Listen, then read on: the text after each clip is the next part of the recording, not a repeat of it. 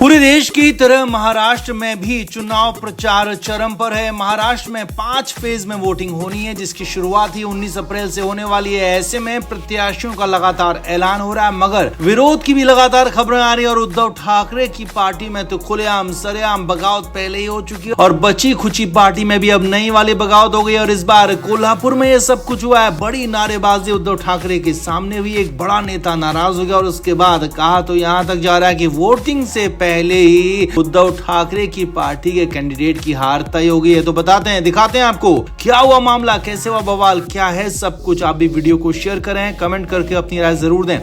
तो उद्धव ठाकरे की पार्टी और उनका इंडिया गठबंधन महाराष्ट्र में पूरी ताकत से लड़ने की बात कह रहा है, मगर लड़ नहीं पा रहा है। जी हाँ, उद्धव ठाकरे की पार्टी के अंदर हाल इतने खराब हो गए हैं कि वोटिंग से पहले ही हार मानते हुए नजर आ रहे हैं। और इस बार कोल्हापुर में ऐसा कुछ हुआ है, खुलेआम बगावत हो गई है, उद्धव ठाकरे के खिलाफ नारेबाजी हो गई, यहाँ तक कि बड़ा नेता नाराज हो गया। अब आगे मामला क्या हुआ वो समझिए।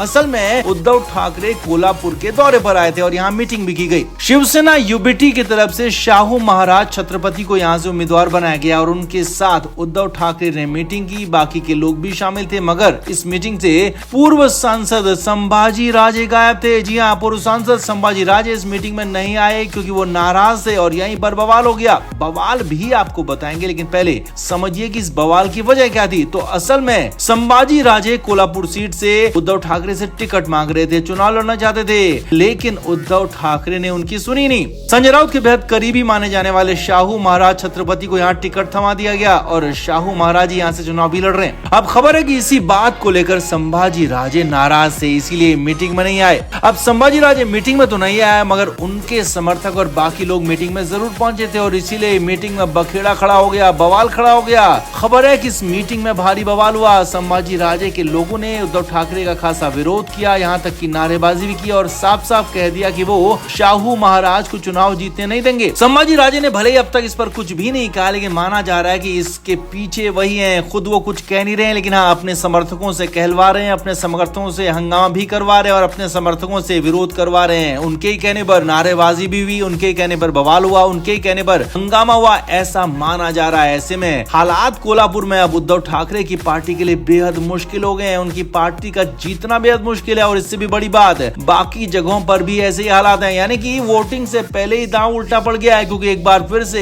संजय राउत को बढ़ावा दिया जा रहा है, संजय राउत को तवज्जो दी जा रही है, संजय राउत के करीबी लोगों को ही टिकट दिया जा रहा है। और पहले भी उद्धव ठाकरे पर यही आरोप लगे थे कि वो सिर्फ और सिर्फ संजय राउत की सुनते हैं, बाकी लोगों की नहीं सुनते हैं। और इसीलिए महाराष्ट्र में भी एकनाथ शिंदे ग्रुप ने बगावत की थी, उनसे अलग हो गए थे और यही आरोप लगाया था कि वो सिर्फ संजय राउत की सुनते हैं, संजय राउत की ही बातों को मानते हैं। और उद्धव ठाकरे से मिलने तक के लिए संजय राउत से परमिशन लेनी पड़ती है, अपॉइंटमेंट लेना पड़ता है। तो इस बार भी ऐसा ही कुछ नजर आ रहा है। एक बार फिर संजय राउत की बातों को, उनकी ही कैंडिडेट्स को बढ़ावा देना उद्धव ठाकरे को भारी पड़ सकता है। न सिर्फ कोल्हापुर की सीट पर बल्कि बाकी सीटों पर भी उद्धव ठाकरे के कैंडिडेट अगर संजय राउत के समर्थक हैं, संजय राउत के साथ वाले हैं, तो फिर पार्टी के लिए मुश्किल हो सकती है, क्योंकि दूसरे गुट के लोग यहाँ संजय राउत के कैंडिडेट्स के लिए मुश्किलें खड़ी कर सकते हैं और उद्धव ठाकरे की पार्टी को लोकसभा चुनाव में भारी से भारी नुकसान हो सकता है। तो आपका इस पूरे मामले पर क्या कहना है, आप भी कमेंट करके जरूर बताएं कि क्या संजय राउत को इतना ज्यादा महत्व देना, इतना ज्यादा इंपॉर्टेंस देना उद्धव ठाकरे के लिए भारी पड़ रहा है। कमेंट बॉक्स में आप जरूर बताएं, वीडियो को शेयर भी करें।